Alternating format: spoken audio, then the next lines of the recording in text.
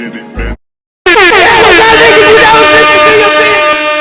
back with another motherfucking video. Now today is very special because you know we got a goddamn Carolina nigga. And now when I talk about a Carolina nigga, we got a nigga from the 704, you know what I'm saying? So it's not no regular ass nigga and shit. This is goddamn.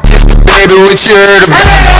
Goddamn heard that, you know what I'm saying? We goddamn got the baby. In this bitch today, no cap. So, this nigga goddamn been popping since about 2018, 2017 and shit. And the nigga been terrorizing the whole goddamn rap game since. They goddamn let Lil Stewie from Family Guy goddamn beat up everybody and shit. My nigga done went to the bowling alley and done beat up nigga up. Then went in the jewelry store and beat a nigga up. That nigga going everywhere trying to fight niggas. My nigga don't duck no smoke. Then on top of that, my nigga goddamn dating lit. No cap. Hey, I've been trying to get that bitch on like no cap. That nigga ain't never took no L. That bitch love that little baby gap ass nigga. I ain't even gon' cap. So that nigga winning in life. That nigga lit. He done put on for the Carolinas for the past few years. I ain't even gon' cap. So they done said my nigga done outsmarted the police and shit. Now I know my nigga done beat a few bodies.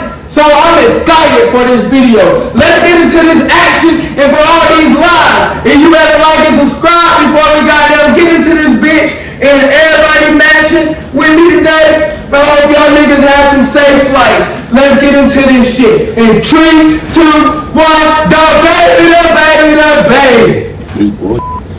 Genius. I know if y'all proof of me robbing somebody. That's the first time that nigga ever been called that. Cut me, I would be charged with. That's what I know, bro. Okay. January, we got a smart thing on our hands. AKA Jonathan Kirk was supposed to be playing a show at a nightclub in Miami. But when the owner paid him only $20 out of the $30,000 he owed him, things got out of hand fast.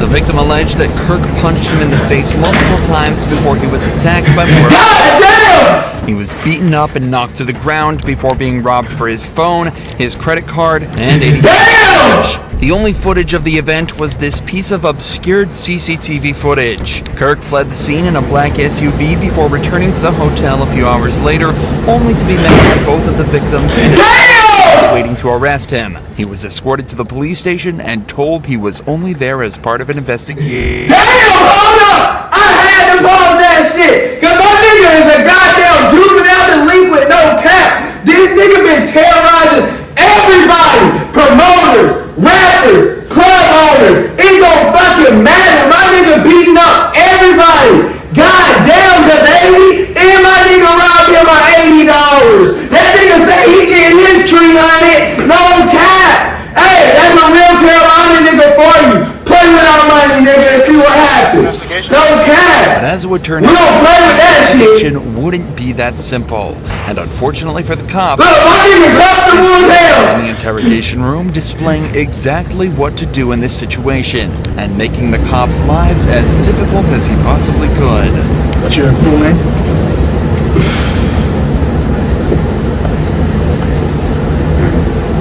Dumb baby, nigga. This is just a formality. Just tell your name, date of birth, and all that stuff. Immediately, for the detective, Kirk starts off by refusing to answer any of the officer's questions, even just his own name. He's already been read his has the right to remain silent, so it seems as though he's choosing to do just that. Interestingly, he is choosing to waive his right to a lawyer, and let's be honest here, it's not because he can't afford it. The best course of action if you're ever put in this scenario is to stay silent and ask for a lawyer. But this time, Kirk is confident that he'll be able to wriggle out of this himself, as long as he chooses his words carefully. An incident occurred. Cocky ass nigga, no cap! Southwest First Avenue. That you were there for, correct? What incident? An incident you had an altercation with somebody? I don't even know what y'all talking about! No, you didn't.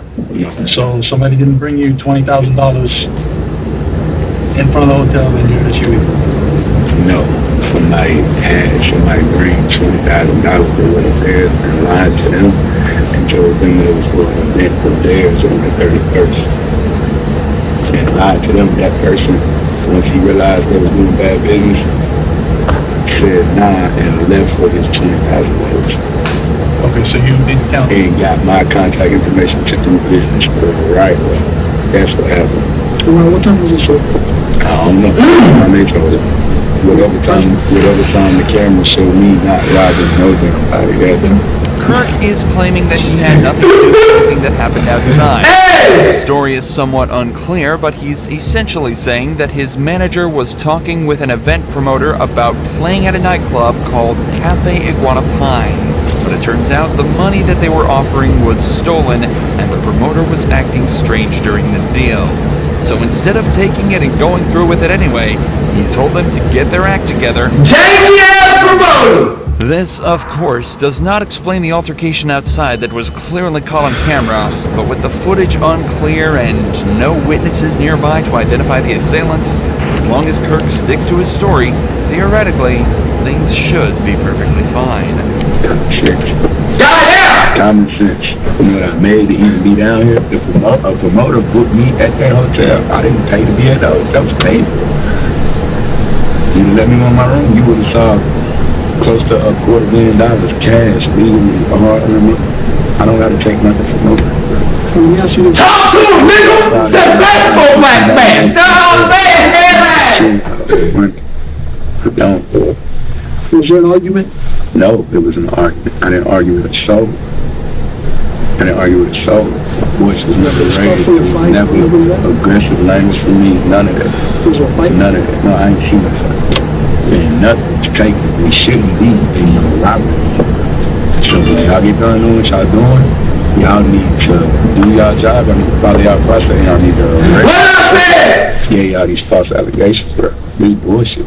While it may just look like Kirk is flexing his rapper money here, this is actually a very good point for him to bring up in this situation. If he's doing random $30,000 deals on a weekday and paying for hundreds of thousands of people per month, what does he need $80 and an iPhone for?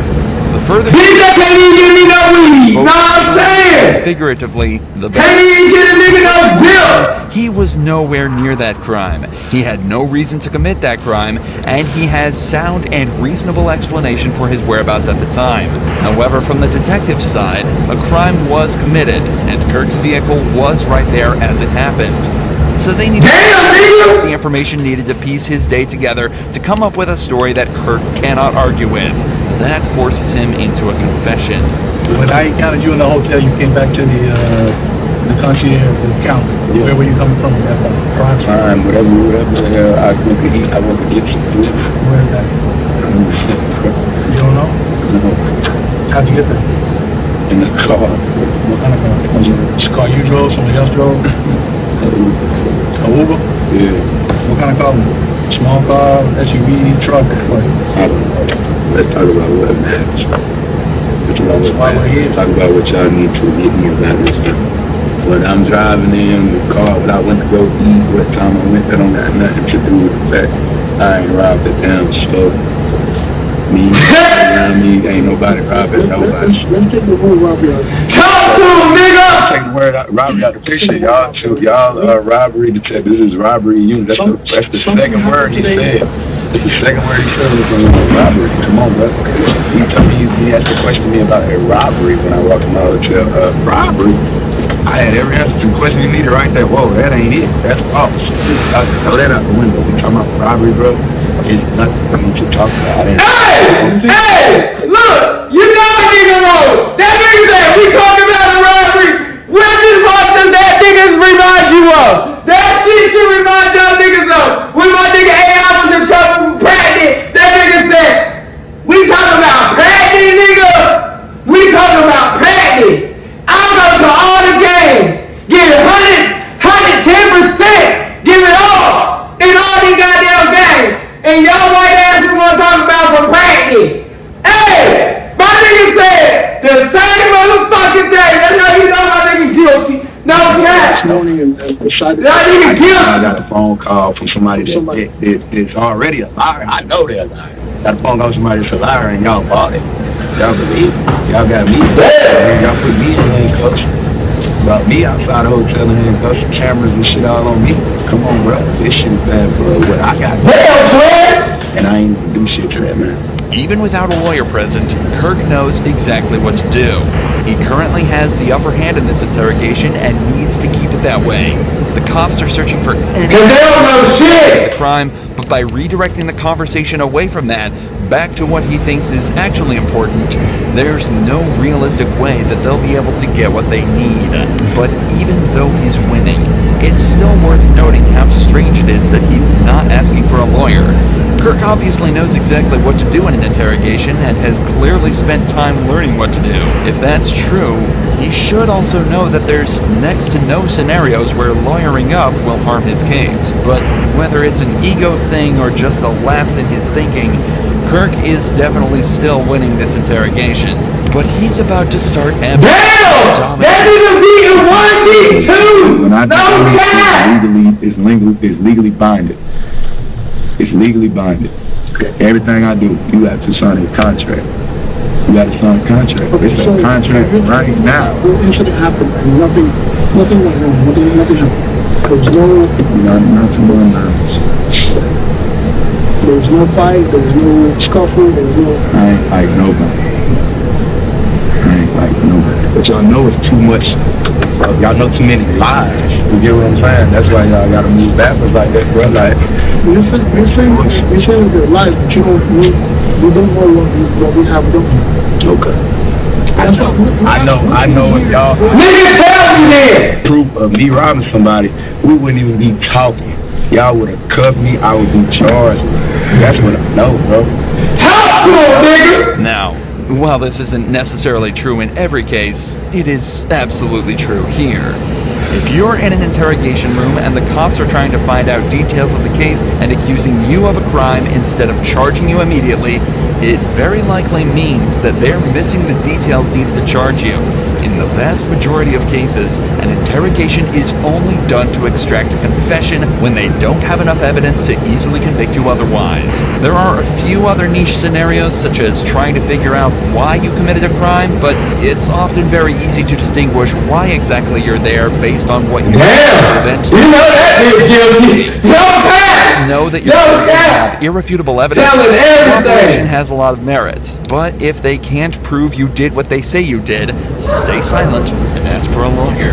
Damn, man!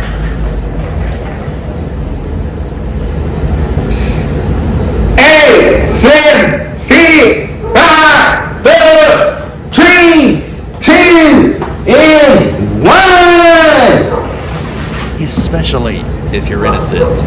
I ain't my side of the story. I ain't done that. I don't have a side of the story. I ain't done nothing to nobody. I ain't do shit. I ain't see Could be shit. done to me, and before something could be done to me, I realized I was dealing with bad business, and I realized Business! what? No I cap! already told y'all that you want to wind this. You want to wind it, bro? I already told y'all. My story won't come out different than that. I ain't trying to say that, bro. It's not that. Talk to him, nigga! Press stop and rewind and play. We going here. You is not gonna trick me to say that shit again. Cause I might not remember some of the lies I told. For his event, he already was in deep water because he's already doing, and I see why, he's already doing bad business. You see what I'm saying? He has an event that wasn't on those plans. He needed me to make up for that. He needed me to cover his ass, so he brought in another person by to him, swindled him. He thinking he coming to put me for a whole different event. And they tricking him, got him paying me to come through, walk through the night. Come on, bro. He is full of shit. And matter of fact, check the cameras. Y'all got crime scene investigation unit out there, check the cameras. See him meet up with somebody else in the lobby. Ask him, hey, who was that? Ask him. Follow up on what I'm telling y'all. I mean, shit, at the end of the day, I would expect people to act with common sense anyway. The cops have realized that they're definitely not getting anything out of him for now. He's told him Big fat ass cop. clear. Y'all better go back to jail, Dunkin' Donuts, and figure this shit out. So as Don't care. here, the detectives decide to leave the room and spend some time outside trying to come up with their next move. This is also often Big fat ball dummies. room No to sit and build cap. up anxiety. In many cases, it can actually be the difference between breaking through a suspect or not. But in this case, Kirk literally just shut his eyes and went to sleep. You went to sleep. He doesn't- Y'all the real nigga.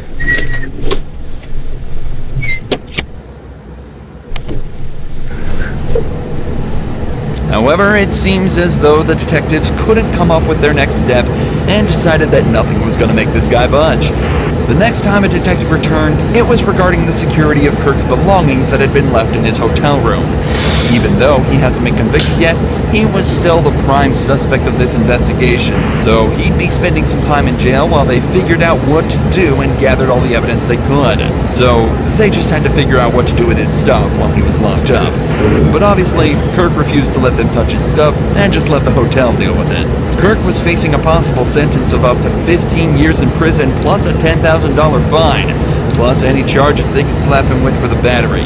That's only if they could gather Damn, nigga. evidence they absolutely were not getting from Kirk, or the Mighty Mouse. footage that would Head ass. evidence the crime. That nigga be knocking everybody out, 8 right? hours in jail, DeBaby was released and sent on his way. Just 2 months later, all charges were The dropped. baby cat is free. Look! My nigga lit! Don't cap! My nigga lit! Got all the charges dropped, then beat the case himself, didn't even have the lawyer up. Hey! That's a Carolina nigga for you. Don't cap! Don't cap! All of us niggas is just like that. Vanessa!